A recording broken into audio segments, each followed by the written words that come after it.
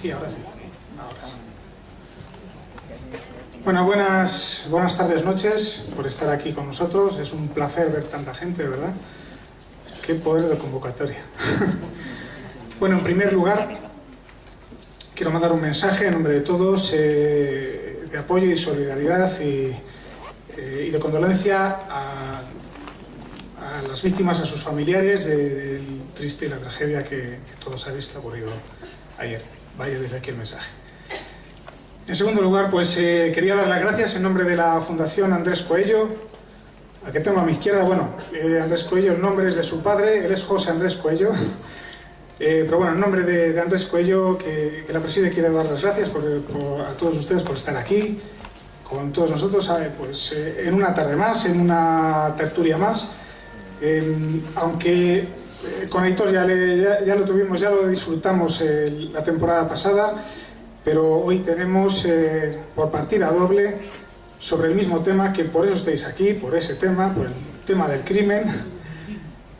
Por partida doble vamos a disfrutar de otra noche más. Quiero dar las gracias también a la Casa Zorrilla, a Ángela Hernández, a Paz Artés, a todos los que componen la Casa Zorrilla, esa familia, ese grupo que nos acoge. De verdad es una gozada, es una maravilla trabajar con ellos.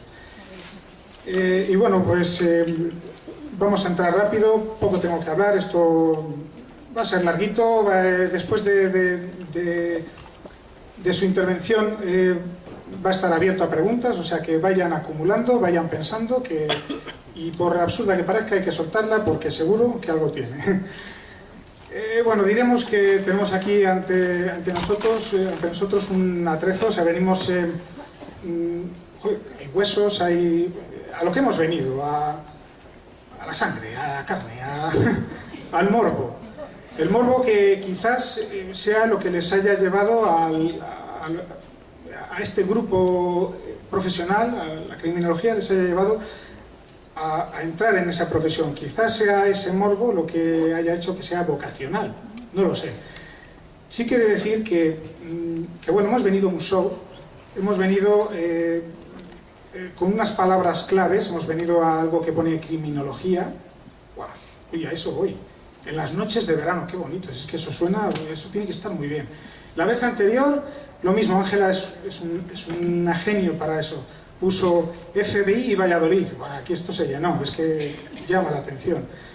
Pero, aunque hayamos venido a ver este show, esta representación, quiero abrir un poco el abanico, quiero que en vez de mirar de frente, abramos un poquito y veamos lo que hay detrás. Quizás un concepto un poco más oriental, pero quiero que se vea el esfuerzo que hay hasta llegar aquí. Todo el trabajo es duro. Es el grupo a que ellos representan, Aitor Curiel es vicepresidente de la Sociedad Española de Criminología y Ciencias Forenses, Antonio Cela es el secretario también de la misma sociedad. Es gente inquieta, es un grupo profesional inquieto, como hay muchos otros, pero no se quedan ya, han cogido su estatus profesional y no se quedan ahí, sino que van avanzando. Esto simplemente es una toma de contacto, es como un llamar la atención. Y yo quiero llamar la atención a ese tipo de grupos que lo que hacen es evolucionar, dar soluciones, investigar. Lo que nos dan es herramientas, soluciones a problemas para que realmente estemos en lo que bien llamado es un estado del bienestar en el que estamos. Y si lo miras en perspectiva y regionalmente, estamos mejor que casi en ningún sitio. Y este tipo de grupos son los que lo hacen, con un montón de trabajo, un montón de estudios, con no parar, con ofrecer siempre soluciones, con una multidisciplinariedad que debería de ser ejemplo para todo en la vida. Voy a poner un ejemplo. Aitor ya tuvo su momento de gloria y ahora le toca a Antonio Cela.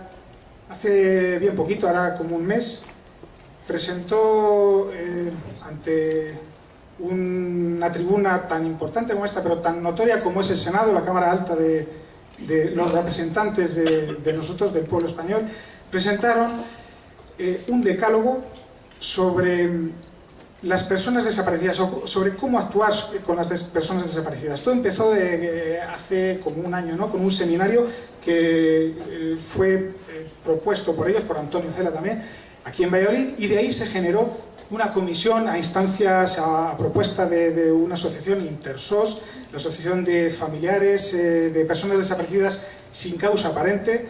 Recuerden lo de sin causa aparente. Una petición de solución al problema muy grave. Lo que está hablando es un grupo que evoluciona y que da soluciones. Y hay un problema muy grave, sobre todo en el drama, que es la de las personas desaparecidas y sobre todo sin causa aparente. Se ha requerido de su ayuda, de su trabajo, y ellos lo que ofrecen es soluciones, su propio trabajo, el que el criminólogo investigue las desapariciones sin causa aparente. He de recordar que una investigación criminológica se realiza sin indicios de delito. Pero claro, sin causa aparente, la maquinaria no funciona. Ellos piden trabajo. No digo un trabajo gratuito, no. El estudio sí es altruista, pero sí que lo que piden son soluciones. ¿Para qué? Para que nosotros, dentro de esos dramas, en este caso en el que nos llevan, en el del crimen, el de la desaparición, tengamos soluciones y herramientas. Igual que Hitor, el año pasado estuvimos hablando sobre el otograma, sobre soluciones, sobre lo que es darnos soluciones e instrumentos para solucionar nuestros problemas. En este caso quiero de verdad recalcar lo que es el grupo de criminología de la sociedad, de esta sociedad en concreto, que no para, que siempre están evolucionando y aportando a esta sociedad, y que nos tiene que servir como ejemplo.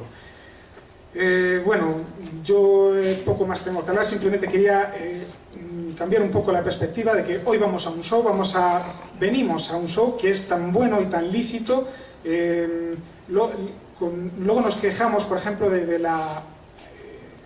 lo que utilizan, del morbo, cómo se utiliza por medio de los medios de comunicación. Por ejemplo, en el decálogo que daba para solucionar el problema de las desapariciones, hablaban también de que los medios de comunicación también, aparte de que se utilicen los morbos y se utilice todo una parafernalia y todo muy bonito y demás, para atraer a gente también se utilicen y entre dentro pues de todas esas soluciones que hay que dar a la causa, al problema que se genera, a la búsqueda, a los recursos que luego van a faltar en un drama como es el de las desapariciones. He de decir una cosa, por ejemplo, solo un dato: una desaparición, una persona desaparecida no se la da por muerta hasta 10 años. Imagínense el tema, ahora que estamos hablando de los desahucios, si de repente durante 10 años ahí hay un vacío en el que no se puede pagar, no hay ingresos, no hay nada, y falta esa figura jurídica que piden también de la persona desaparecida.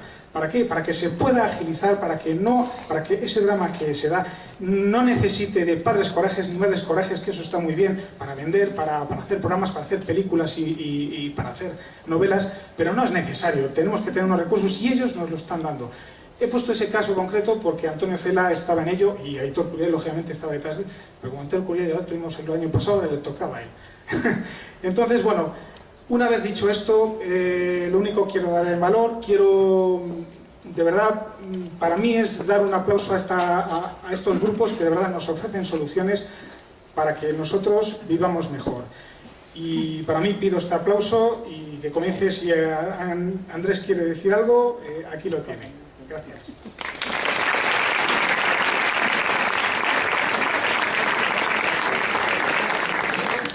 Andrés dice que lo deja para el final, su momento de gloria va a ser al final. Ahora les toca a ellos. Bueno, pues empezaré yo brevemente. Antes de nada, bueno, pues unirme evidentemente al recordatorio a las víctimas del accidente de Galicia, que yo creo que hoy sería imperdonable no acordarnos de ellas, ¿no? Y mandarles todo el ánimo del mundo desde aquí. En segundo lugar, agradecer y bueno, pues es norma, es educación, pero en este caso es realidad. Realmente es una presentación muy cariñosa, una presentación digna de agradecer por la preparación, por el estudio, por el conocimiento de algunas de las cosas que estamos haciendo. Realmente muchas gracias, Carlos, por la presentación. Y muchísimas gracias a la Fundación, a José Andrés, a la Fundación Andrés Coello, a Carlos, a la Casa Zorrilla, a todos los miembros de ella que nos reciben siempre con gran entusiasmo, con gran alegría y poniendo todo a la disposición para que cualquier idea que tengamos podamos desarrollarla, y esto también es digno de agradecer. Y por supuesto a todos ustedes que una noche de verano se acercan a perder algo de su tiempo en escucharnos a nosotros. Realmente lo agradecemos porque trabajamos, entre otras cosas, para intentar transmitir lo que vemos, lo que sentimos y lo que trabajamos, ¿no? Muchas gracias a todos ellos. ¿Qué vamos a hacer hoy? Bueno, pues hoy vamos a hacer una cosa un poquito distinta. Nos hemos permitido unos pequeños lujos que da el verano, como es no venir con traje y corbata, como es traer una serie de atrezos, una serie de ambientaciones, una serie de cuestiones que vamos a explicar y que nos van a ayudar a través de un caso real que vamos a comentar, ocurrido aquí en Valladolid. Esto es delicado porque, claro, cuando tú usas un caso real, del público puede haber familiares que hayan sufrido este caso, ¿no? Puede haber afectados, puede haber gente que haya intervenido en la investigación, puede haber mucha gente que de una manera o de otra se pueda sentir positivamente afectada o negativamente afectada. Entonces hemos intentado elegir un caso que tuviera bastante interés para una noche de verano y que no tuviera demasiados connotaciones peligrosas o demasiadas connotaciones dolorosas para alguna persona que pudiera sentirse ofendida, y usar el caso para hablar un poquito más de criminología, que yo creo que es lo que nos atrae un poco a todos, ¿no? En este sentido, insistir en la multidisciplinaridad de la criminología y en la utilidad social. La criminología ha tenido su tirón, la criminología sigue teniendo su tirón, la criminología se puede estudiar ya en muchas facultades, online, presencial, y hay muchos criminólogos muy bien formados que pueden realizar, como muy bien se han comentado, esas y otras muchos servicios muy interesantes a la sociedad, y la sociedad tiene que saberlo, la sociedad tiene que saber utilizarlos. Es importante conocer las utilidades de la criminología, y la resolución de este caso, como se va a comentar, parte de los conocimientos criminológicos, y es gracias a estos conocimientos y gracias a una investigación muy bien realizada. Quizás todos pensamos siempre, y este caso es una muestra de ello, en un tipo de criminología muy concreta, que es la criminología roja, ¿no? La sangre, los muertos, todos pensamos criminología muertos. Es solo un tipo de criminología. En ese sentido, Antonio y yo diseñamos una clasificación de la criminología por colores, para dejar claro que la criminología tiene muchos colores y que el rojo, aunque es el que más nos llama, el que quizás a través del cual la conocemos, es uno solo, ¿no? Pero yo creo que rápidamente entenderéis que, por ejemplo, la criminología verde son los delitos medioambientales, y que muchas veces están muy olvidados, pero que si nos olvidamos completamente de ellos, de perseguirlos, de investigarlos y de sancionar, pues nos quedaremos sin planeta en 4 días, y que también puede ser importante ese tipo de criminología, ¿no? Igual que ese ejemplo, muchos más que serían objeto de otra charla que no es el día, y esto es una breve investigación. En esa línea también hemos seguido trabajando y trabajando las líneas de investigación, y aquí tenemos muchos indicios, ¿no? Dentro del atrezo, pues aquí delante veréis que hay muchos restos óseos, muchos huesos, algunos de ellos completos, muy antiguos, casi todos. Luego, cuando acabe la charla, podéis acercaros, si queréis podéis tocarlos, podéis verlos con toda confianza.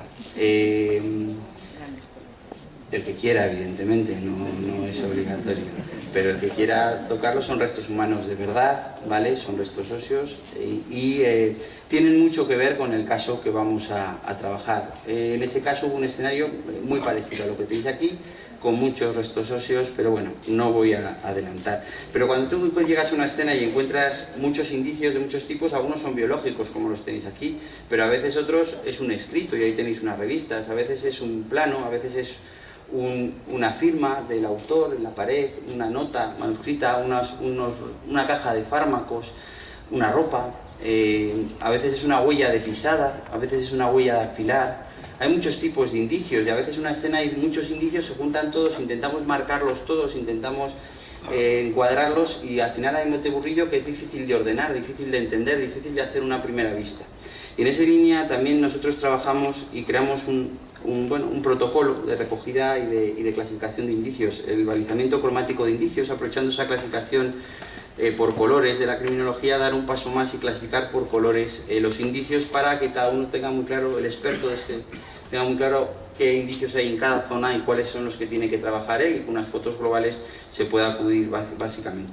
Todo eso está en nuestra revista Cuadernos de la Criminología, de la cual hemos traído algunos números y que también los hemos traído para regalaros. Coged uno cada uno porque no tenemos para más, pero sí que todos los que queráis podéis coger un número de nuestra revista y encontraréis algunos de esos artículos. Y bueno, nuestro caso va de huesos, nuestro caso va de muertos, y es importante conocer siempre las costumbres funerarias, las costumbres sociales relacionadas con la muerte. De la muerte se habla poco en general en las facultades, tanto de medicina como de criminología, como de derecho. Siempre pensamos en la muerte de los demás, pero no nos planteamos demasiado la nuestra. Y esto hace que a veces nos alejemos, ¿no?, inconscientemente de esa realidad. Y los profesionales que trabajamos con muertos tenemos que conocer esa realidad. Y yo, fijaros, usando el triste acontecimiento de ayer, en redes sociales había mucha gente, incluso hoy en un bar, oía a una persona al lado comentar ¿y por qué les hacen la autopsia a todos los cadáveres? ¿Qué sentido tiene hacer la autopsia a estos cadáveres que se han muerto, ¿no? Hay que conocer la legislación y hay que conocer las costumbres, ¿no? En nuestra sociedad actual todos tenemos muy claro la costumbre relacionada con la muerte, ¿no? Muere una persona, tanatorio, 24 horas, a las 24 horas inhumación o incineración.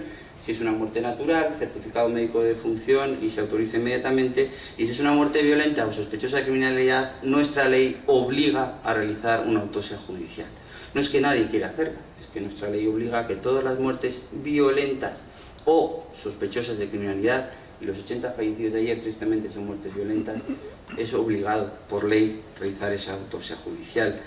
Entonces, pues igual el experto tiene que conocer esa costumbre, y desde la Edad Media, que parecía que la muerte era el descanso, por fin, ¿no? El descanse en paz surge de entonces, pues ha evolucionado mucho, y en otras culturas, con otras religiones, no tiene nada que ver los ritos o las costumbres con las actuales. Y si tenemos que investigar la muerte de un musulmán, pues probablemente tengamos que actuar de manera distinta en nuestro quehacer o nuestra forma de actuar. Tenemos que flexibilizar nuestras técnicas de investigación y tenemos que flexibilizar. Simplemente para acabar, atrezo, tenemos huesos porque, como vais a ver y os va a contar Antonio, están relacionados con el caso en el que aparecen huesos en distintas zonas de Valladolid. Tenemos también, pues si luego queréis ver, un maletín de inspecciones técnico-oculares de policía científica, que tan importante en estos casos es no solo la antropología forense, sino también las técnicas de investigación de policía científica, revelado de huellas, estudio de indicios. Tenemos un maletín criminalístico para hacerlo.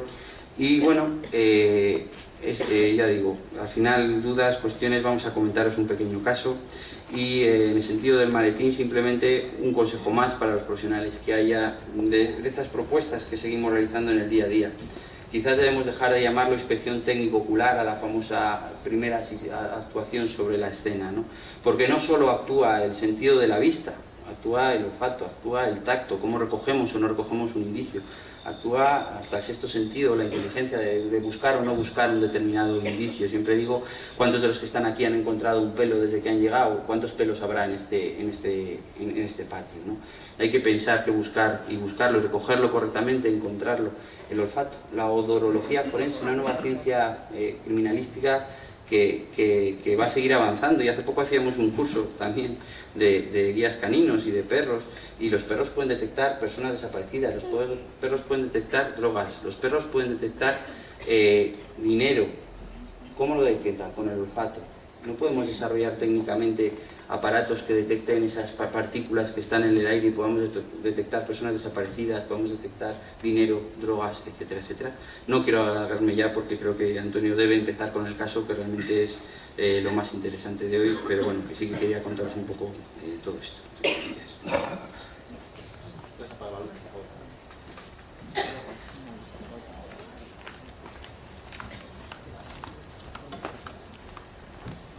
Buenas noches. Mientras apagan las luces, yo me sumo al sentir general. Hemos tenido muchas dudas de cómo afrontar esta noche, debido a las circunstancias tan trágicas que hemos vivido recientemente.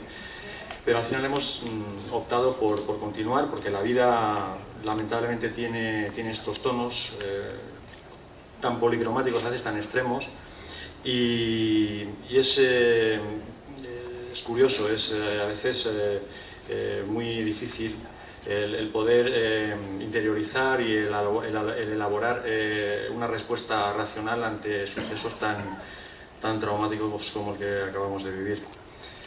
Me gustaría también hacer un balance positivo, esa reacción de las personas, de personas profesionales o profesionales, de médicos, de enfermeras que han acudido totalmente, voluntariamente, sin ningún tipo de reparo, de los policías, de los servicios de emergencias, de ciudadanos que han hecho cola para donar sangre, y muy especialmente de un equipo forense liderado seguramente por uno de nuestros colegas, del doctor Carracedo, con el que tuvimos el honor de compartir una jornada hace aproximadamente un mes en la Fundación Ramón Areces. Uno de los laboratorios más importantes de criminalística, de genética forense, se encuentra curiosamente en Santiago de Compostela, y hoy a buen seguro estarán muy afanosos en las labores de identificación de las víctimas. Esas víctimas que curiosamente han pasado, como comentaba Carlos, por el Senado, las víctimas de desapariciones, y cuando participamos en esa comisión fue curioso el tener que convencer o el tener que justificar la presencia de la criminología para abordar un fenómeno que aparentemente no tiene connotaciones criminológicas. Una persona desaparece, se va de su casa sin motivo aparente, y ¿qué pinta, entre comillas, un criminólogo investigando una desaparición? Pues tuvimos que investigar, tuvimos que manifestar claramente y reivindicar el papel de la criminología, y se entendió. Y una de las imágenes que pusimos, que les exhibimos a los senadores y senadoras de la Cámara Alta de nuestro país, fue precisamente la que significaba el concepto de víctima. Y ese concepto de víctima lo ejemplificamos con la locomotora de la estación de Montparnasse, una locomotora del siglo XIX, empotrándose contra las paredes de la estación, en lo que fue uno de los accidentes más traumáticos de esa época, del periodo decimonónico, en el que se desarrollan todas las teorías criminológicas, en la que eclosionan prácticamente todas las disciplinas y los saberes del árbol de la ciencia al servicio de la investigación criminal. Y curiosamente era una imagen de un accidente ferroviario el que quisimos, curiosamente, rescatar para reivindicar el papel de la criminología y sobre todo de la mirada hacia las víctimas. Este caso que vamos a tratar esta noche, que les queremos mostrar, es un caso apasionante. Es un caso que a mí me tocó investigar en el año 2004, y es un caso que ha visitado 6 universidades españolas. Es un caso en el que explicamos el gran papel que hacemos desde la criminología al servicio del bien común, como muy bien ha querido resumir y ha acertado en su explicación Carlos, sobre la criminología, el papel de las diferentes clases y funciones tradicionales de la criminología, la científica, la académica, la aplicada y la crítica. En este caso, aplicado a un fenómeno extraño que, como acabo de comentar, ha recorrido 6 universidades y que ha visitado también el plató de televisión de la serie del programa Cuarto Milenio de la cadena 4.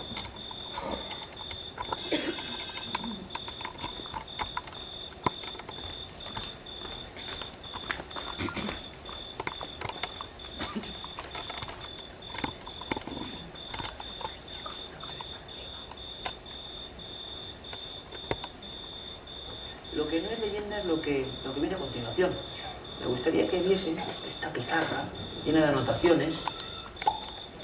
Lo que no es leyenda es lo que viene a continuación. Me gustaría que viesen esta pizarra llena de anotaciones, llena de dibujos extraños. Es la historia, como ninguna otra, siniestra, de un profanador que dejó una especie de diario o testamento, que dejó restos en diferentes puntos de la ciudad, y que es una historia de terror desgraciadamente real. Eso y mucho más a la vuelta. Les espero, en unos minutos solo. Cuarto Milenio.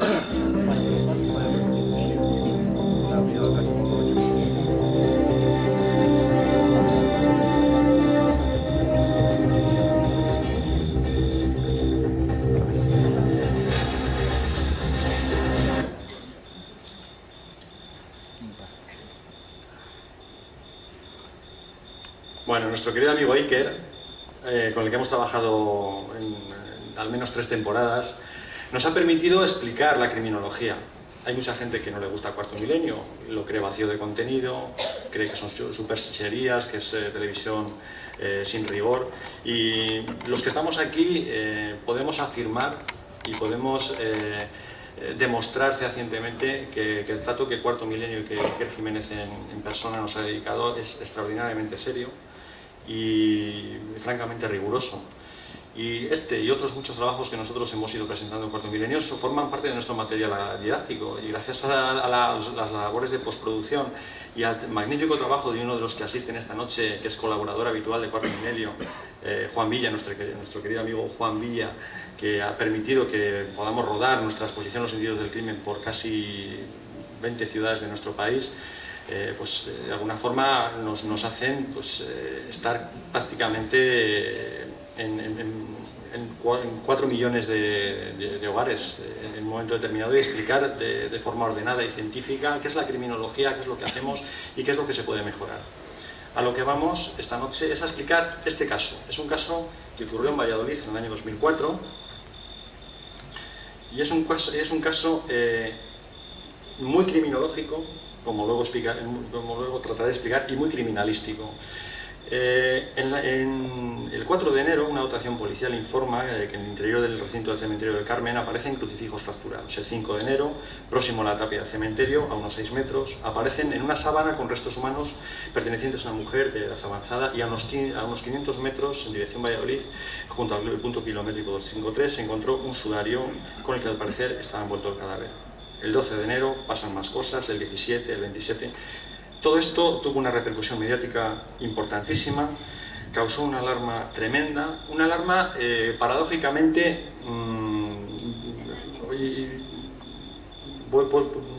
creo que estoy en condiciones de decir exageradamente palpable. Cuando una noticia ocupa las primeras páginas, las portadas de un diario durante casi 15 días, con hechos que causan una gran alarma social, y la repercusión penal es francamente leve, nos hace reflexionar a los que trabajamos en el mundo de la criminología que aquí algo está pasando, que hay algo que no funciona correctamente, que hay una especie de desenganche entre la realidad y lo que nosotros estamos proponiendo como científicos. Estas son las imágenes de la inspección ocular. Son imágenes que a muchas de las personas que les afectó les causó un gran estupor, les afectó muchísimo. La victimización de todas las familias que sufrieron estos daños, las profanaciones, les causó un enorme impacto y un gran sufrimiento. En definitiva, una gran victimización, que es uno de los objetivos de la criminología, el tratamiento de las víctimas. Vamos entrando un poquito más en lo que es el caso. Aparecen no solamente profanaciones, sino también aparecen manifestaciones extrañas en torno a las profanaciones, como por ejemplo la aparición del triángulo con el símbolo del infinito. Aparecían simbología relacionada con el mundo de ultratumba de la cultura egipcia. También inscripciones de carácter esotérico, incluso satánico, que realmente hicieron generar prácticamente una psicosis en toda la ciudad que transgredía realmente la gravedad penal. Estoy hablando de la gravedad penal, no de la gravedad social del hecho que se estaba produciendo. El 29 de enero, las iniciales que colocamos en la imagen corresponden al presunto autor de los hechos, que había ingerido unos 125 centímetros cúbicos de amoníacos en un intento de deshacerse de un cuerpo que no le pertenece.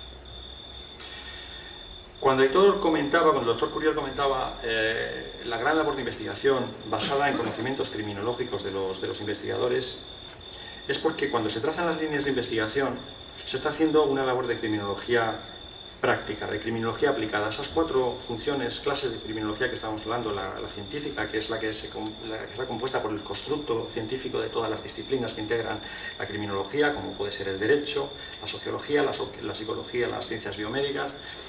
La criminología práctica es la que están integrando los profesionales que trabajan en el campo relacionado con el delito, el delincuente, la víctima del control social.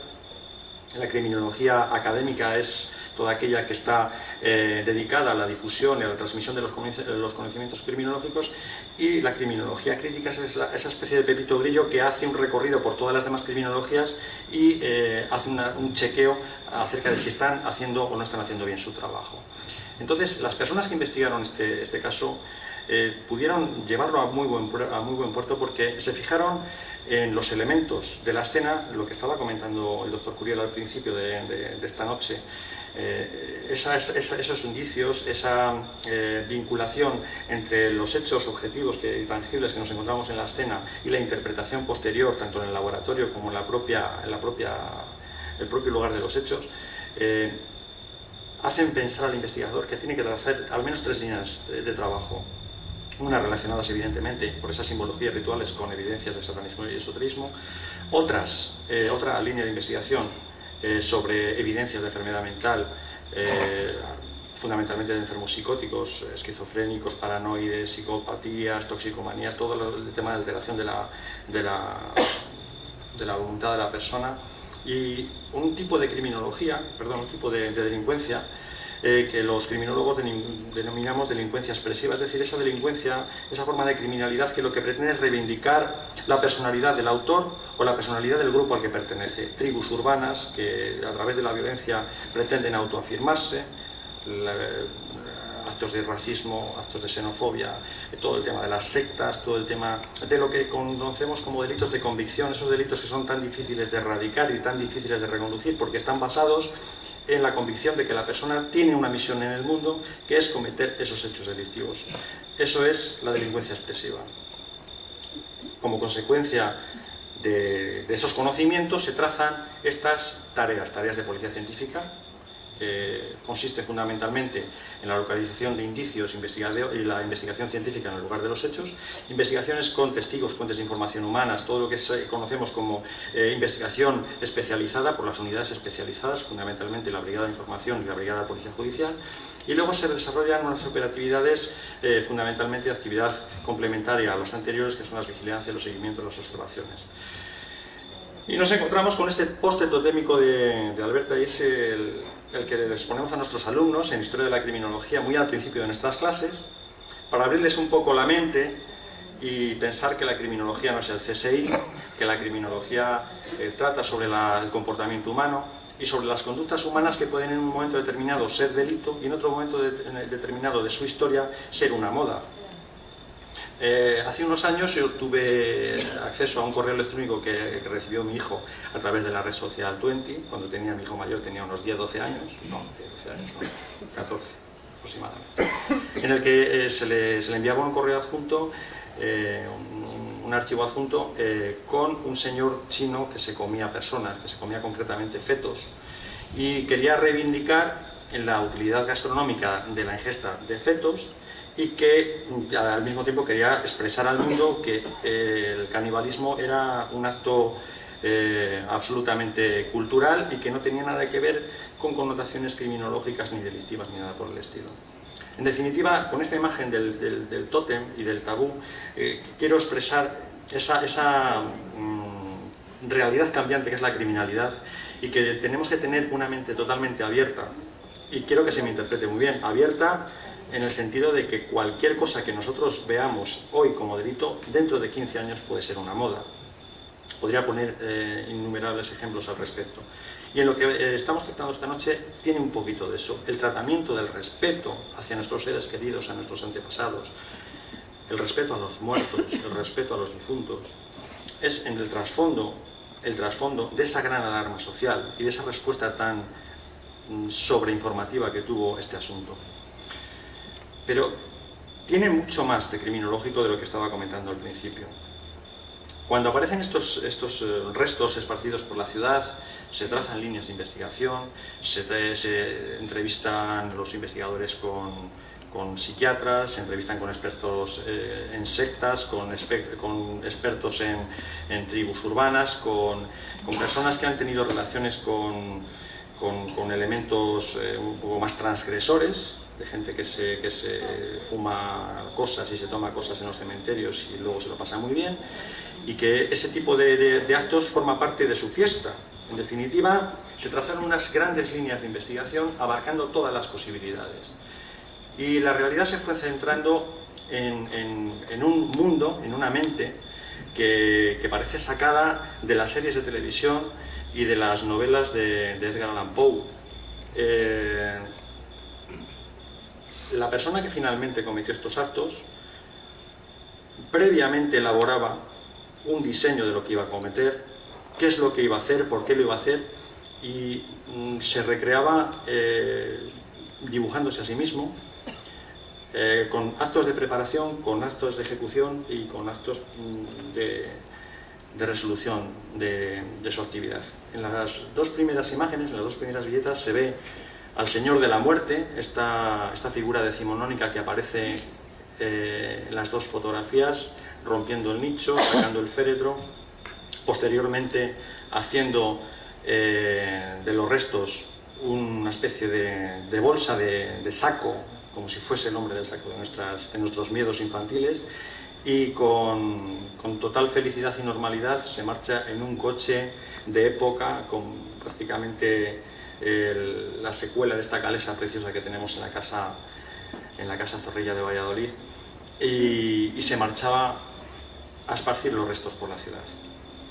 Fruto de la investigación y como consecuencia de los actos de investigación se procedió a su entrada y registro, la entrada y registro en su domicilio, y se recogieron estos cuadernos y muchísimas cosas más, objetos que procedían de las víctimas, esos objetos que nosotros etiquetaríamos según la clasificación cromática de indicios, ese balizamiento cromático con el color violeta, porque son indicios psicológicos, y también con el color rojo, porque son indicios biológicos muchos de ellos. Y fundamentalmente se planteaba sobre el tapete este mundo interior del autor, que también supo plasmar en un dibujo, con inscripciones de la escritura ideográfica egipcia, y que pretendía, en cierto modo, reivindicar el motivo por el cual cometía estos hechos, y manifestaba de alguna forma su personalidad. Escucha música universal, pinta cuadros, haz tatuajes, dibuja cómics, diseña tu futuro. En definitiva, cuestiones absolutamente criminológicas, porque nos hablan de las motivaciones últimas por las cuales una persona se impulsa a cometer un acto tan irracional y tan dramático y tan tremendo para la colectividad, para su entorno inmediato, como es la profanación de tumbas con esta simbología. Esta persona, luego Aitor desarrollará un poquito más el contenido del informe criminológico, magnífico informe criminológico.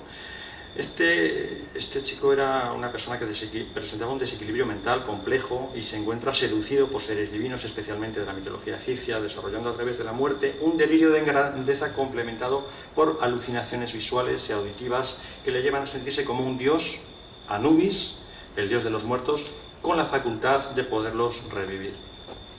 Esta persona, y actualmente sigue tratamiento ambulatorio en el Hospital Psiquiátrico Dr. Villacián, no es responsable penalmente, vive con su madre y en el verano de 2010 volvió a actuar. Esto nos plantea muchísimas cosas, nos plantea cuestiones sobre modelos de política criminal, qué se puede hacer cuando una persona llevada de sus delirios y de su patología psiquiátrica es capaz de hacer esto, o cosas muchísimo más graves. ¿Qué podemos hacer en el plano de la prevención? Pero ¿qué podemos hacer también en el plano, incluso que es más complicado, muchísimo más complejo para todos los expertos, para los psiquiatras, para los criminólogos y para todos los que tienen que legislar, que es una tarea tremendamente difícil, que es el tema del pronóstico, de la peligrosidad. La peligrosidad de los enfermos psiquiátricos es la asignatura pendiente. Yo quería acabar mi intervención, ya que estamos en la casa museo de José Zorrilla. No sé si seré capaz de... Lo que no es leyenda es lo que viene a continuación. Me gustaría acabar con un poquito de música, con un fragmento de Don Juan.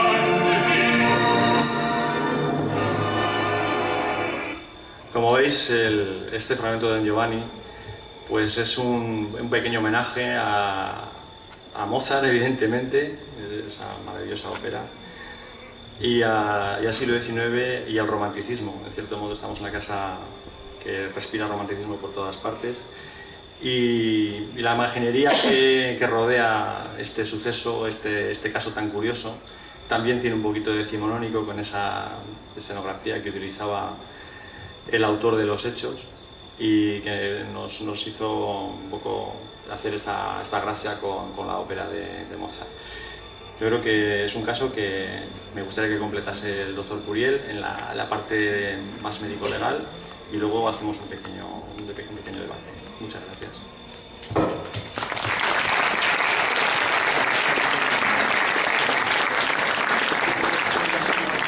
Bueno, yo creo que es un caso del cual debemos sacar una serie de claves importantes. La primera de ellas es la importancia siempre de la tríada: policía científica, policía judicial, medicina legal y forense. Estamos hablando de un caso en el que empiezan a aparecer restos humanos en distintas zonas de Valladolid, ¿no? Y se plantean esas tres líneas de investigación muy claras, y que todos vosotros seguro que si no conocíais el caso, según lo he ido contando, las habéis planteado. Que era, en un primer lugar, puede que sea una secta satánica o algo relacionado.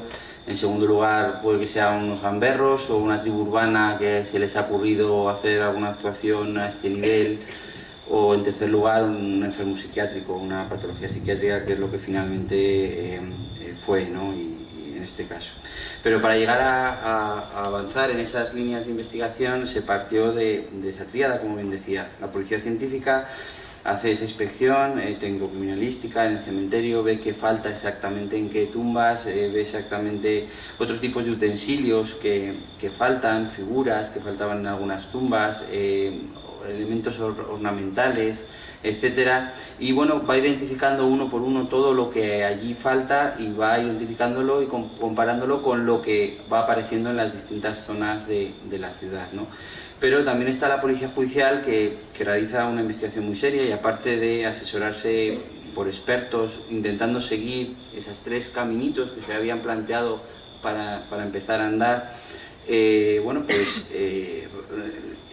digamos que busca en sus propios archivos, en los archivos de pequeñas denuncias, pequeños sucesos que hayan podido acontecer en esas fechas o en fechas próximas, y se encuentran dos cosas muy importantes. Se encuentran que unos días después, en el propio cementerio, han encontrado a una persona robando una figurita, algo que en principio no tenía ninguna importancia, pero siguen rascando.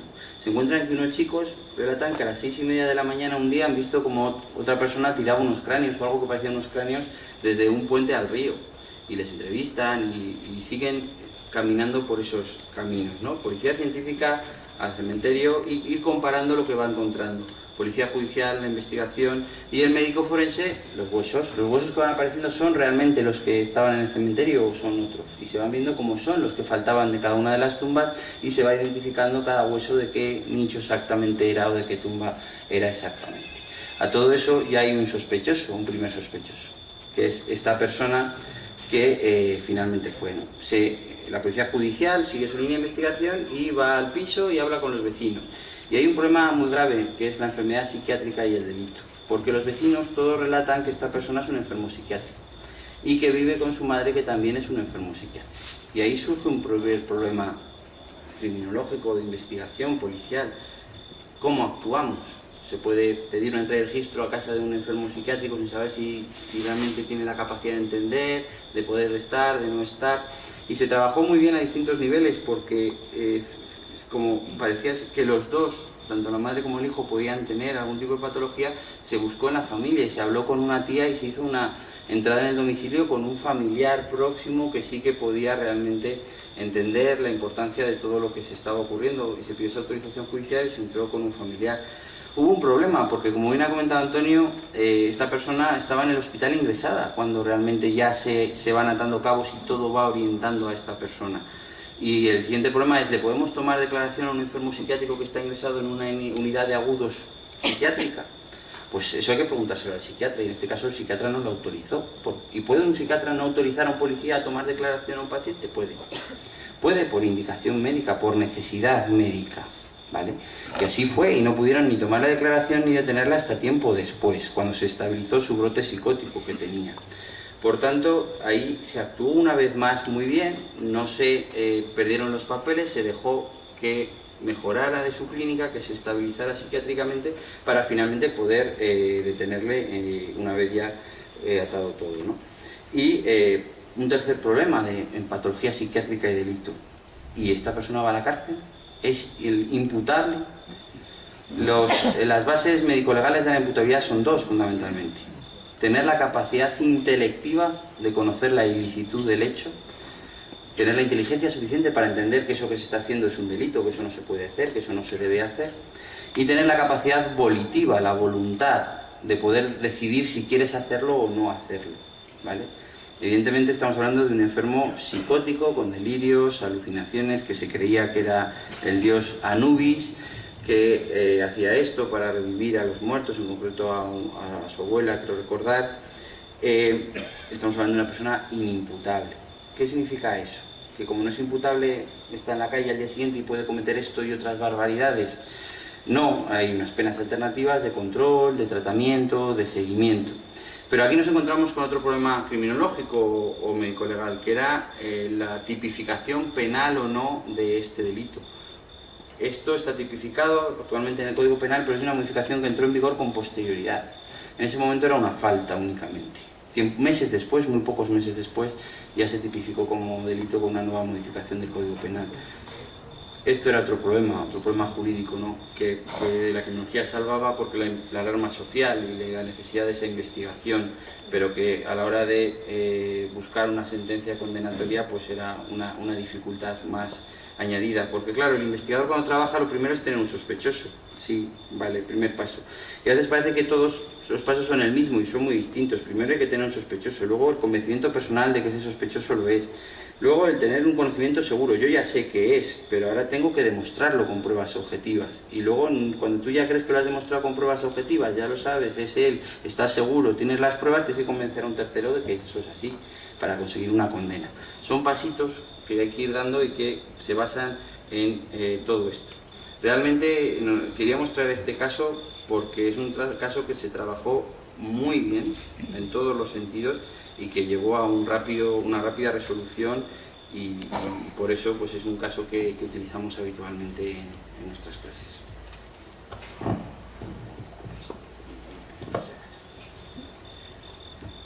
Por nuestra parte es todo. Es un caso apasionante cada vez que lo contamos. Aquí algunos de los asistentes pensarán: son los mismos hablando de lo de son los de siempre hablando de lo mismo. Pero es que hay casos que realmente es un clásico. Este caso para nosotros ya forma parte de nuestro repertorio y no podríamos venir a la Casa Zorrilla sin contarlo. Creemos que es un caso muy curioso, es un caso que tiene muchísimas lecturas, muchísimo color, como estas bolas que tenemos aquí. Este aparatejo que hemos diseñado pues pretende mostrar al mundo qué es la criminología. La criminología blanca la de los delincuentes de cuello blanco, la negra, la de los delincuentes que utilizan el crimen como forma de vida, el crimen organizado. La naranja es la criminalística, la verde la medioambiental, la amarilla la que se ocupa de las drogas, tóxicos y venenos, la beige, la color marrón, ese color tan olvidado que nos comentaba nuestro director de Cuadernos de Criminología, Carlos Pérez Vaquero, que hacía muchísimo que no lo oía. Es la que estamos haciendo hoy, esta criminología que difunde conocimiento criminológico. La criminología fucsia, la rosa, es la que se ocupa de las víctimas de malos tratos, la azul, la de los profesionales, la violeta, la de las cosas raras, la de los indicios psicológicos, y la roja, la de los delitos contra la vida y contra las personas. Es mucho colorín, a lo mejor son fuegos de artificio, pero realmente hace bastantes cosas positivas y es una ciencia apasionante. En algunos de nuestros alumnos les provoca una gran decepción al principio cuando se encuentran tochos de sociología, de antropología, de derechos varios y de esas guías que comenta nuestro presidente Javier Peña, pero realmente cuando te vas adentrando en todo este cuerpo de conocimientos que es la criminología, como dice el doctor Curiel, crea afición y va a más. Y por nuestra parte, muchísimas gracias por acompañarnos en esta noche tan buena, tan rica de verano aquí en la Casa Zorrilla, y estamos abiertos a cualquier inquietud, cualquier cuestión que nos quieran plantear de esto, de lo que podamos o sepamos contestarle. Muchas gracias.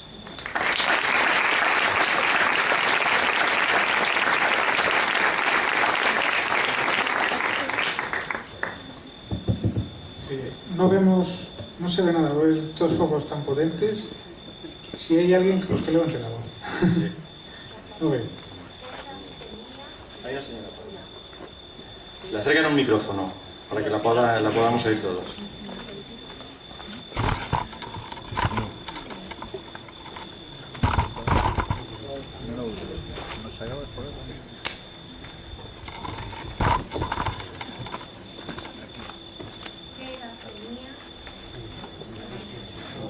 ¿Qué edad tenía el autor cuando cometió estos hechos en el año 2004? Pues no llegaba a los 30, tenía unos 26 años aproximadamente.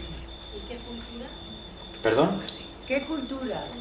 Pues una cultura, una media baja, una familia desestructurada, con pocos medios económicos, una cultura baja.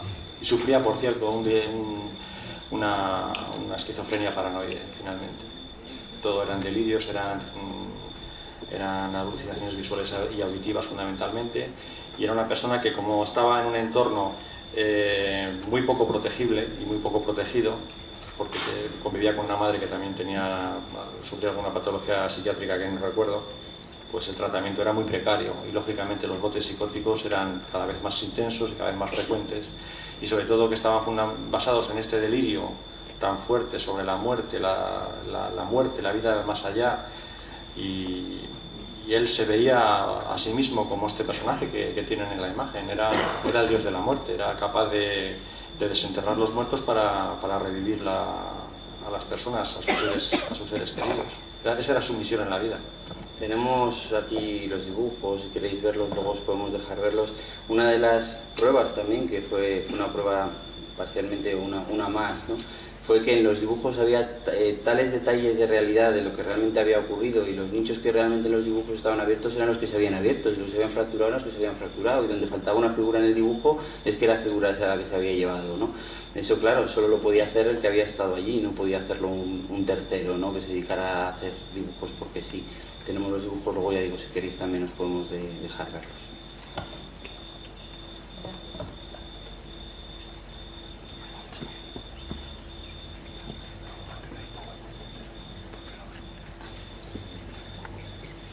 Venga, otra pregunta más.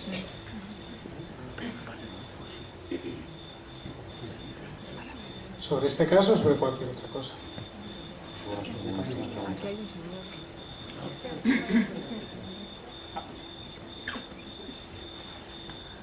¿Sí?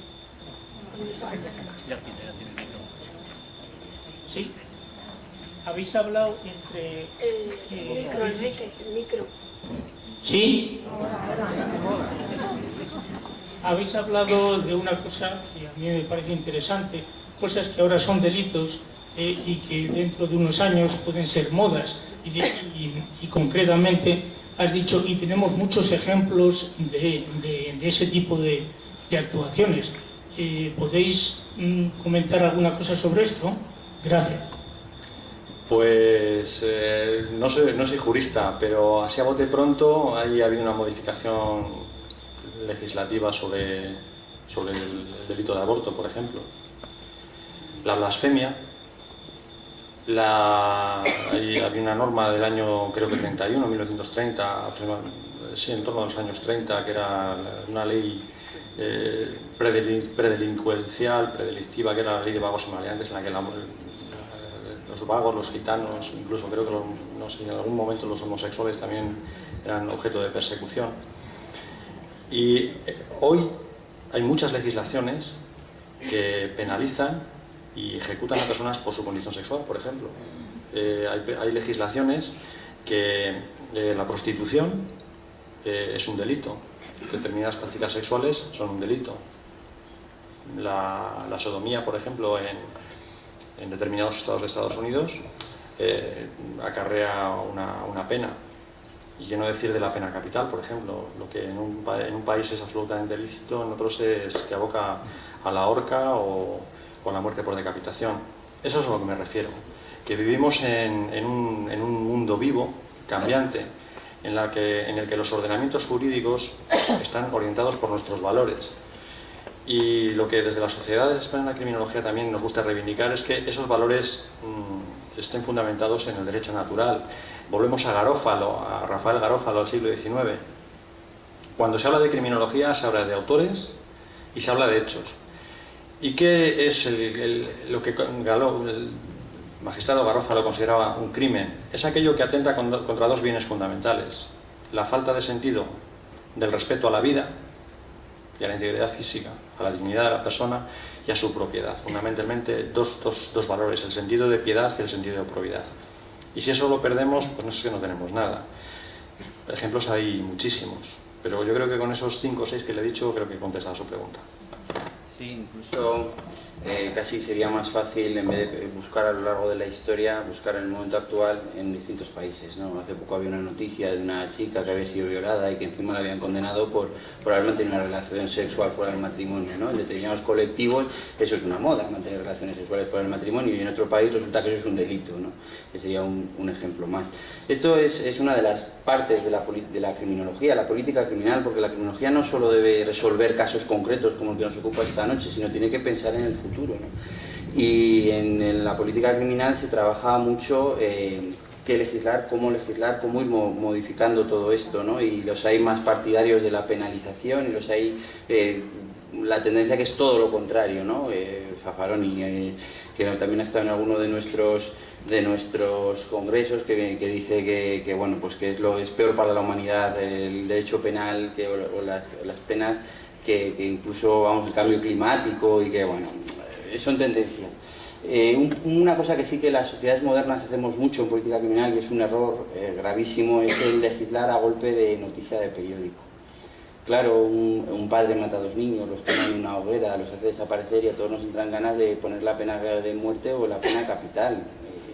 Ese sentimiento tenemos que racionalizarlo, tenemos que reflexionarlo, y no puede ser que por presiones mediáticas de casos muy concretos que lleven a la opinión pública a determinados sentimientos nos lleven a aumentar o no las penas en determinados delitos, a penalizar determinadas conductas o no penalizarlas, ¿no? Ahora mismo con Marta del Castillo todos nos dan ganas de que el que no diga dónde está el cadáver ni sepamos que lo ha matado, a ese tío le vamos a tener cavando hace 50 años buscándolo. A todos nos sale ese sentimiento del alma, pero ese sentimiento hay que racionalizarlo de una manera científica para poder legislar algo que realmente sea coherente para ese y para otros muchos casos muy distintos que van a tener las mismas situaciones, ¿no?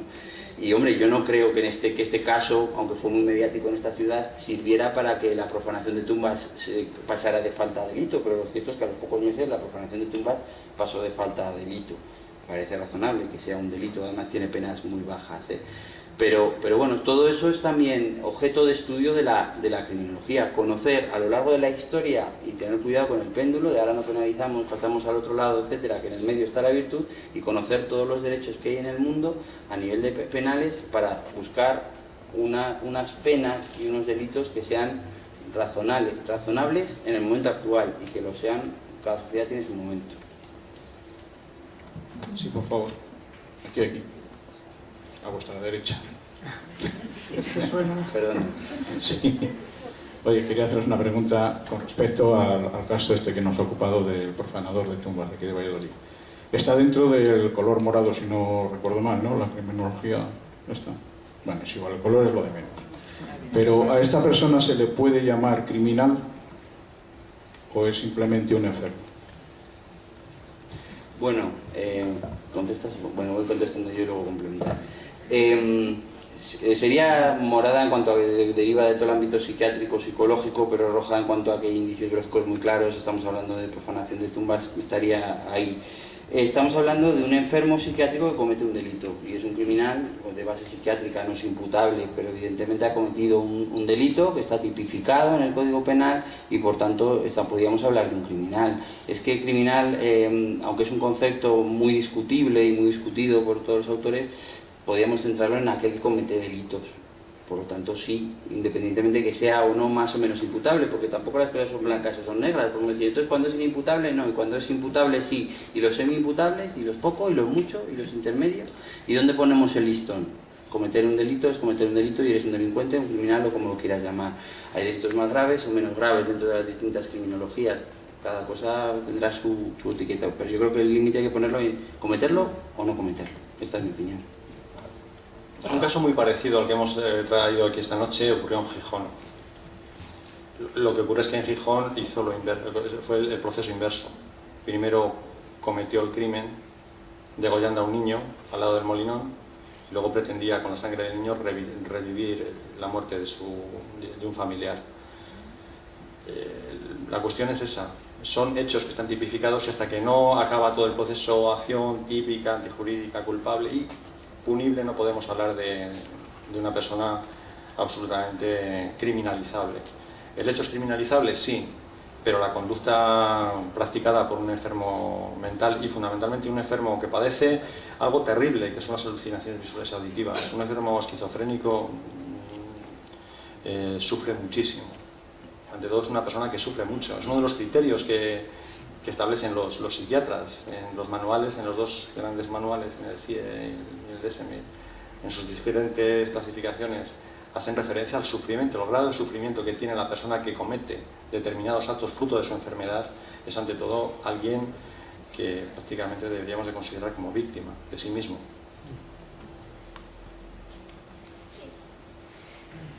¿Cómo se detectan las huellas dactilares? Las huellas dactilares, ¿cómo se detectan? Quiere decir las huellas latentes. Si tú te miras el dedo... No, ya digo con spray. Con sprays. Sí. Bueno, pues hay fundamentalmente dos bloques. Reveladores, que lo que hacen es ayudar a que las huellas que no se ven se vean. Hay dos tipos, físicos y químicos. Dentro de los físicos hay muchos y dentro de los químicos hay también bastantes. En la calle, generalmente en espacios abiertos, se utilizan los reveladores físicos. Dos, carbonato de plomo, porque tiene mucho peso, se adhiere muy bien a los restos que dejan las huellas, y la magnetita también, porque tiene un gran poder de adherencia. Eso se hace utilizando unos pinceles como el que ves ahí, luego te lo enseñamos. Si quieres acercar luego, te lo enseñamos e incluso haces una prueba, si eres capaz de revelar alguna huella dactilar. Y con esas cosas somos capaces de revelar una huella, hacer una huella invisible, hacerla visible. Fundamentalmente intentamos que la materia con la que aplicamos el pincel sobre la superficie que tenemos sospechas que hay una huella dactilar, intentaremos que haya contraste. Si es una superficie blanca, aplicaremos un revelador oscuro. Y si es una superficie oscura, utilizaremos un revelador blanco o de color más claro para intentar que haya ese contraste y poder ver la huella. ¿Qué hacemos con ella? La trasplantamos, la fotografiamos, nos la llevamos al laboratorio y luego la estudiamos. Así de fácil no es, te lo puedo asegurar. Pero así en resumen, te contesta la pregunta. Vale. Mira, quería preguntaros, aunque parte de mi pregunta ya la habéis contestado antes por el anterior participante, pues me han surgido muchas preguntas, pero bueno, voy a hacerla. Supongo que dentro de vuestra organización tendréis una estadística o un estudio del número de enfermos mentales que provocan estos crímenes. sea, estos hechos, por un lado. Y luego,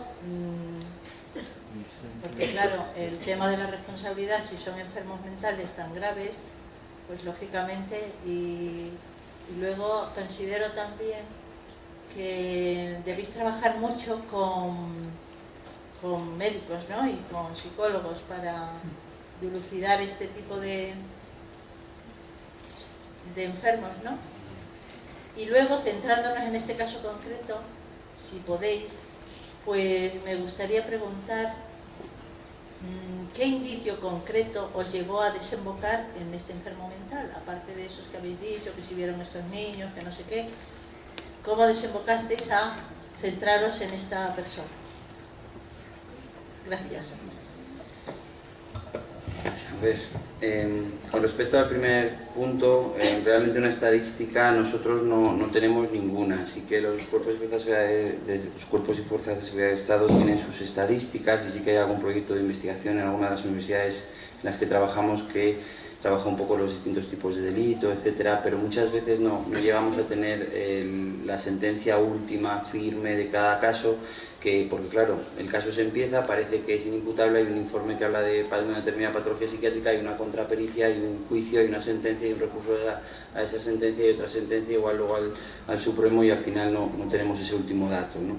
Pero bueno, la idea de la pregunta va un poco por la peligrosidad, la reincidencia, la falta de responsabilidad, como decía antes. No es que se diga, no, tú eres imputable a la calle a seguir actuando, no es eso lo que se hace, ¿no? Hay una serie de penas alternativas, de tratamientos psiquiátricos, de controles, de ingresos en centros psiquiátricos, cárceles penitenciarias, etcétera, ¿no? Psiquiátricos penitenciarios, perdón, etcétera. Por lo tanto, podemos estar tranquilos que no porque sean inimputables están libres de cualquier tipo de responsabilidad y están libremente, si es que hay una peligrosidad, que es otra parte de las importantes en el ámbito de la criminología, el estudio de la peligrosidad, pues si la tienen, están perfectamente seguidos y tratados. Por supuesto que la criminología trabaja con médicos y psicólogos. Yo soy médico, especialista en medicina legal y forense, y por aquí miembros de la sociedad que son psicólogos, había uno de ellos por aquí, Jaime Gutiérrez, por ejemplo, ¿no? Evidentemente trabajamos conjuntamente policías, médicos, psicólogos, psiquiatras, dependiendo de la actuación. Incluso la criminalística no la lleva un solo profesional, el mismo que sabe de lofoscopia no es el que sabe de entomología, ni es el mismo que sabe de malacología, o el mismo que sabe de pericia caligráfica de documentoscopia, o el mismo que sabe de balística. Actuamos con profesionales y todos ellos trabajamos en grupo, ¿no? Tú puedes dominar 3, 4, 2 técnicas, 5, pero no 70, que son las que podríamos decir que constituyen la criminalística. Por lo tanto, por supuesto. Y en este caso, pues fueron muchas cosas, creo. Para Antonio me completará seguro con más acierto, pero fundamentalmente la primera sospecha radicó en esa pequeña denuncia por haber robado una figurilla, haber sido visto por uno de seguridad del cementerio, haber llamado a la policía, haber hecho un atestado de que esa persona había robado una figura de una tumba unos días próximos a los hechos, y ese, claro, pasó a ser sospechoso. En cuanto se rascó un poco, se encontró todo.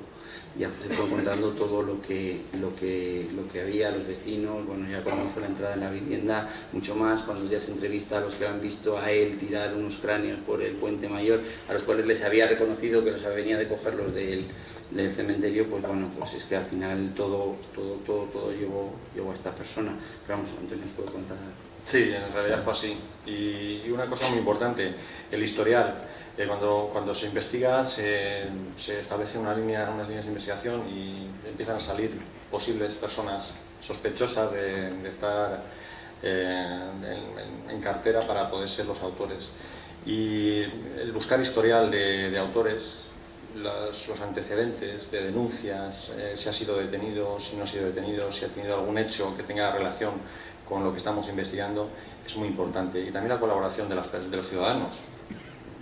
Hoy hemos vuelto a reivindicar el papel de que todos podemos hacer mucho, desde donar sangre hasta una llamada de una persona anónima o de un denunciante para alertar sobre algo que le parece anormal. Eso puede ser determinante en la resolución de múltiples casos que se investigan día a día en nuestro país y fuera de nuestro país.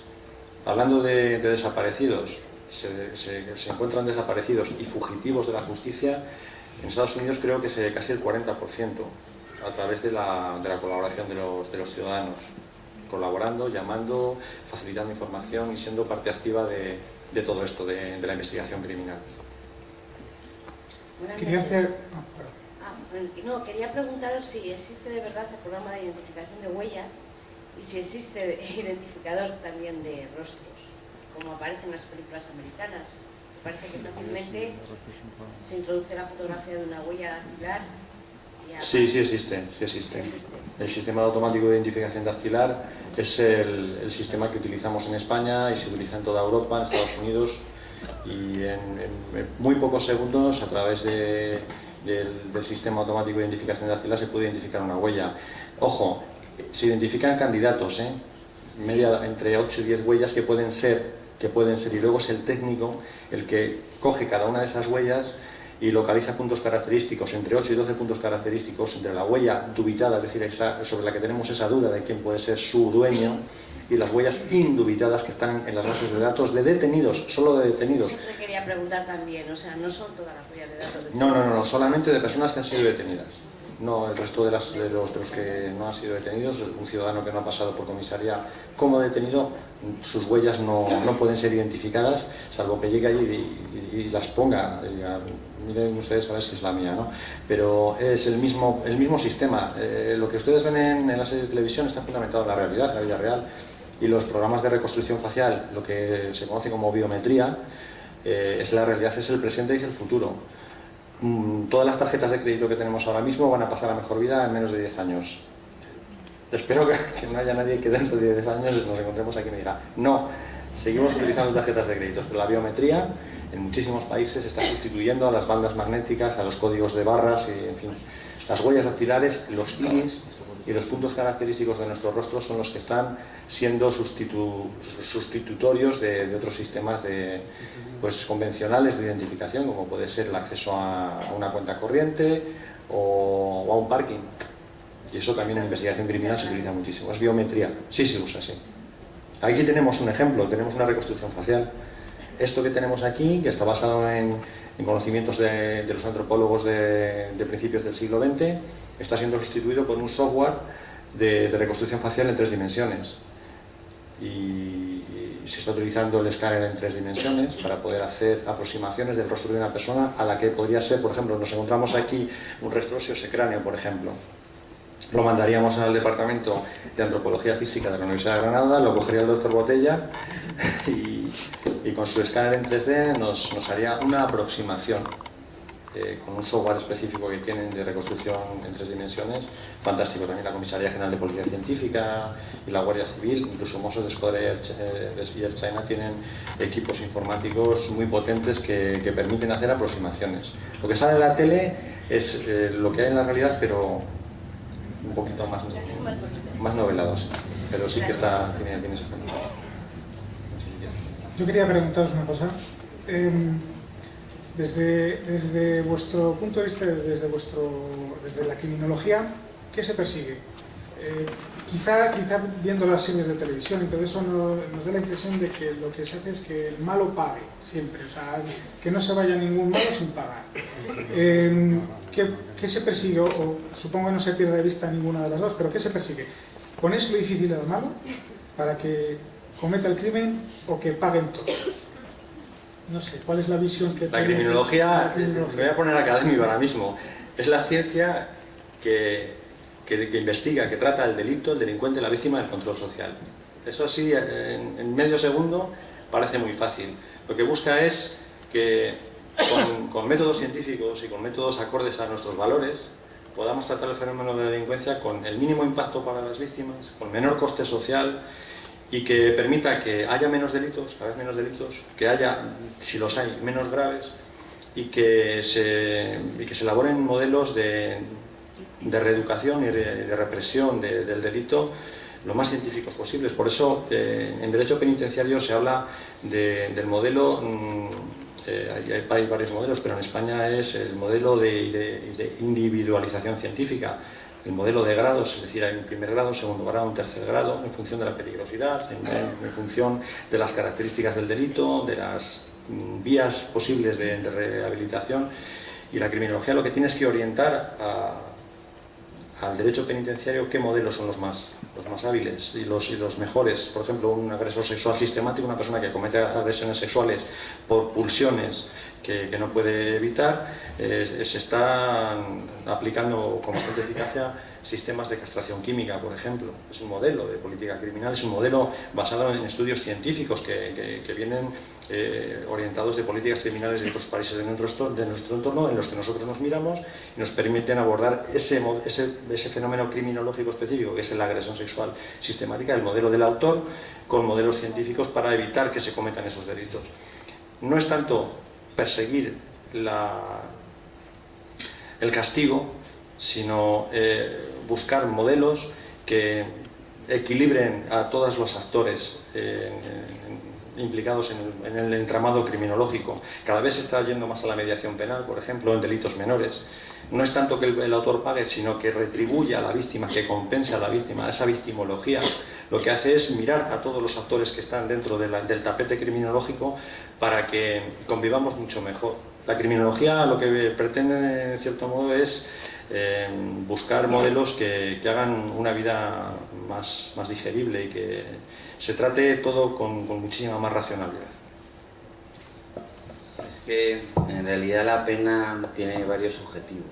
O sea, una condena no solo tiene el objetivo de apartar al malo de la sociedad para que no siga delinquiendo, que también tiene también el objetivo de castigar, tiene también el objetivo de rehabilitar o tratar de rehabilitar a esa persona para que pueda volver a la sociedad y reintegrarse, y tiene también el objetivo de ver que hay una amenaza si tú haces las cosas mal. O sea, que el que no lo ha hecho todavía diga, no, es que si lo hago, si yo robo, me va a pasar esto, ¿no? Entonces la pena cumple todos esos objetivos y la criminología tiene que dar información científica a esa pena para que realmente sea coherente con todo eso y cumpla los objetivos, y que en la cárcel se pueda hacer programas de rehabilitación, de reinserción, etcétera, ¿no? Y de que las penas sean suficientemente importantes como para que sean una amenaza y no robes. Si robar 100 millones de euros me supone un día de cárcel, pues yo lo robo mañana, ¿no? Entonces, es un ejemplo muy vasto, que hay alguno que lo roba ahí ni un día, ¿no? Pero bueno, hay que estar en una posición que no estamos ninguno de los que estamos aquí. Entonces, que hay que pensar eso muy bien y con rigor y científicamente para trabajarlo. Y también es muy importante lo que ha comentado Antonio de la importancia de la víctima. No debemos tampoco centrar solo la criminología en el autor, sino también en la víctima. Y la mediación ahí tiene mucho que hacer, y en el futuro, por lo menos en este país, se está trabajando mucho para que la mediación penal tenga mucho que decir en las penas, tenga que decir mucho en el tratamiento tanto del criminal como de la víctima. Yo creo que por seguir cumpliendo esos objetivos también, finalmente. Igual no es necesario una pena de 20 años de cárcel, sino hay otras maneras de que se cumplan esos objetivos que tenemos todos. Buenas noches. Creo haber entendido que en el año 2010 volvió a actuar. Exactamente qué es lo que hizo, qué pasa con él. Hizo básicamente lo mismo, pero no le dio tiempo a hacer tantos destrozos y no le dio tiempo. Es que realmente lo que hizo fue, en el año 2004, cometer 33 profanaciones y dispersar los restos por todo Valladolid. Tenía un santuario en la zona de no sé si era en la Oberuela o en la zona de Fuente del Sol. Fuente del Sol, en este caso. Y bueno, lo que ocurrió a posteriori en el 2010 fue un intento, otro brote psicótico. Además, este chico está bastante deteriorado físicamente, tiene menos fuerza, está menos vigoroso que cuando actuó por primera vez, y la peligrosidad y un poco los daños que ocasionó fueron bastante menores, pero en cierto modo lo que te hace reflexionar es qué hacemos con determinadas personas. Siguiendo un poco en esa línea de la pregunta que hacía una de las asistentes sobre la peligrosidad, la prevalencia, es decir, la cantidad de veces que una persona comete, o el número de delitos que cometen los enfermos psiquiátricos es muy bajo, y los esquizofrénicos también. Eso es una realidad, eso sí que los psiquiatras y los psicólogos lo tienen muy estudiado. La prevalencia de delitos en enfermos psiquiátricos es baja, es muy baja, y tienen muy mala prensa. Es injusto decir que los enfermos psiquiátricos cometen muchos delitos. Eso es así, lo dicen los números, las estadísticas.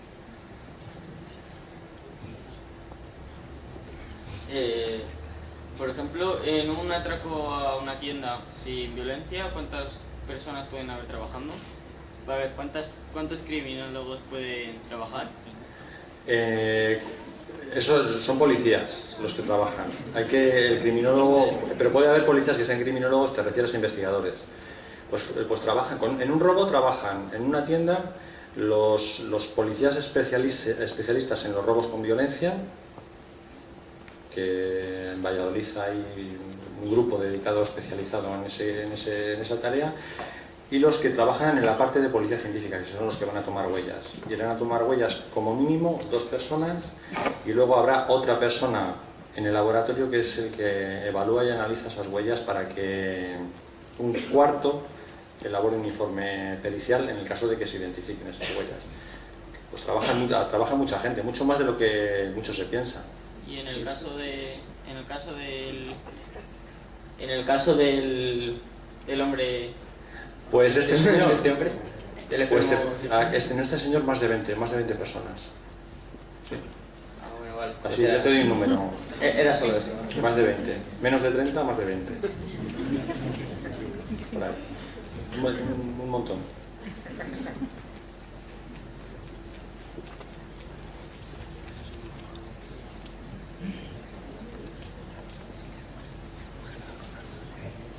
Bueno, pues parece que no hay muchas preguntas. Creo que vamos a dar por concluido este acto. Tengo que agradeceros vuestra presencia, un recuerdo cariñoso a las víctimas y a los familiares que lo estarán pasando fatal. Muchas gracias a Antonio y a Héctor. Muchas gracias a Carlos, que mantiene viva nuestra filosofía de realizar el programa de tertulias los jueves. Si no fuera por él, esto se habría acabado. Estamos pasando una crisis terrible en todos los sentidos. Lo primero que ha dejado de comprarnos, nos hemos dado cuenta que lo primero que no necesita la sociedad es lo que nosotros producimos. Nadie necesita un cuadro para poder comer mejor, nadie necesita una obra de arte nada más que para alimentar el espíritu, y el espíritu parece que no necesita mucho alimento. Agradecer a la Casa de Zorrilla y a su personal su hospitalidad, y agradeceros sobre todo a vosotros vuestra presencia, que yo cuando he llegado creí que era la cola del carnet de identidad, pero tengo la satisfacción de saber que hay mucha gente interesada por lo que nosotros planteamos. Seguimos haciendo un esfuerzo tremendo. Yo cuando miro atrás digo, las cosas estaban muy mal, están mejorando ahora, pero seguimos casi asustados. Yo cuando hablabais del cambio de criterio en cuanto a la criminalidad y en cuanto a la culpabilidad, os voy a contar una cosa que me ha ocurrido a mí hace unos años. Me encuentro a una señora que era amiga de mi madre y que no hablaba con ella desde hacía 20 o más años, y casi nos damos de bruces uno contra otro. Digo, hombre, Pepita, perdona, casi nos damos un golpe. Dice, ¿tú quién eres? Pues yo soy Chanés. Anda, el hijo de Purita. Pues sí, era amiga de mi madre. Y yo le pregunto, bueno, ¿qué tal estás? Pues estoy fatal, me han estafado. ¿Pero qué te han estafado? Me han estafado la vida. Pero no te entiendo. Pues sí, mira, tu madre y yo, adoradoras nocturnas, hijas de María, de la no sé qué, de la no sé cuál, toda nuestra vida en gracia de Dios, y resulta que ahora nada es pecado, y creo que no hay ni infierno, me han estafado. Pues creo que con todo lo demás pasa un poco lo mismo. Esto habría que corregirlo, 20 personas trabajando para que este señor deje de hacer esas bobadas, con todos los respetos. Pues es muy caro. ¿Y cómo podemos mantener ese presupuesto? Pues muy mal. Ahora estamos viendo como señores que se llevan 1 millón de euros en un momento, pues no sé por qué, resulta que no tienen la culpa de nada y encima se quedan con el dinero y no hay forma de devolverlo. Pero habrá que hacer algo. Con lo poco que han robado, podríamos hacer lo mucho que necesitamos. No sé, eso ya es filosofía barata. Os doy de nuevo las gracias por vuestra presencia. Vuestra presencia nos ayuda a seguir pensando en hacer cosas. y ahora la economía es la que no nos deja hacer más. Es un fenómeno tremendo, esto no es un reproche. Hemos dejado de recibir ayudas de todos, prácticamente todos nuestros socios, que eran animosos, que eran... No es que pidamos mucho dinero, pero 30 euros en este momento todavía ya cuesta buscarlo y dedicarlo a esto. Y son 4 cervezas o 5 cafés, pero cuesta. Esto es terrible. Yo estoy deseando que se acabe. Cuando estabais hablando de la criminalidad y de la muerte y de todo esto, yo agradezco a la vida que me haya conducido a dedicarme a una cosa tan gratificante como la que he estado explotando y trabajando durante todos estos años. El otro día recibí a 18 japoneses que estaban exponiendo en Valladolid en una asociación con la presidenta al frente. Lo primero que hicieron fue regalarme 2 kimonos para mi mujer y para mí, y estamos guapísimos. Después resulta que me conocían porque a través de una tienda digital habíamos vendido un solo pedido a Japón de 60 jarros de Grés y la presidenta debía ser familia de aquella empresa.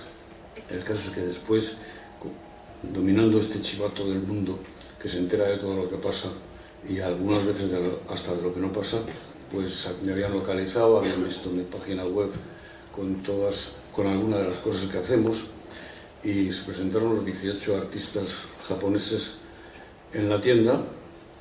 Yo agradecí el presente, correspondí lógicamente con lo que pude, me compraron una serie de piezas y cuando ya se iban les dije esto: agradezco a la vida que me haya derivado a una profesión tan gratificante para mí. Me ha rejuvenecido tanto que me encuentro como un niño, con la misma ilusión, con la misma imaginación, con un montón de energía positiva a pesar de mis años cumplidos. Y les dije, además, estoy tan ilusionado con vivir que no pienso morirme en toda mi vida. Y la traductora se lo dijo con el mismo énfasis con que yo lo había dicho y se quedó así. ¡Oh! Todos aplaudieron de una forma cariñosísima, nos dimos muchos abrazos, nos hicimos una foto y fue un día que yo dije, ¿por qué no me pasa más a menudo? Con la cantidad de gente que hay a mi alrededor. Con lo gratificante que es que alguien te diga, pues me alegro conocerte y vas por el buen camino. Un pariente del rey que vive aquí en Valladolid, se apellida Cortés, esta mañana ha dejado a su mujer, me ha dado un abrazo. Oye, que he visto unas cosas que estás haciendo, enhorabuena, me alegro mucho y además te lo mereces. Pues uno queda compensado de todos estos 4 o 5 años de carencia en todos los sentidos, que vas a un banco a decir, necesito hacer una escultura y no tengo financiación, te vendo un piso. Estos se han vuelto locos, que yo pido dinero para hacer una escultura que me ha pedido un loco que quiere ponerla en su casa y no tengo dinero para poderlo financiar. Pues es que son estupendos y además es la costa. Esto está cambiando muchísimo y Dios quiera que no se me vaya a la cabeza para poder seguir aguantando. Muchísimas gracias.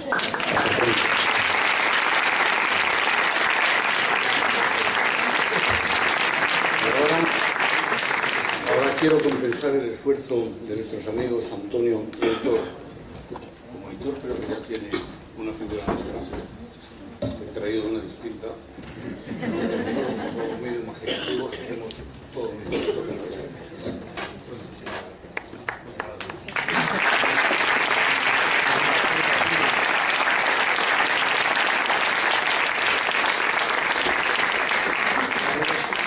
Un abrazo porque se merece, saca adelante muchas cosas que yo podría estar haciendo.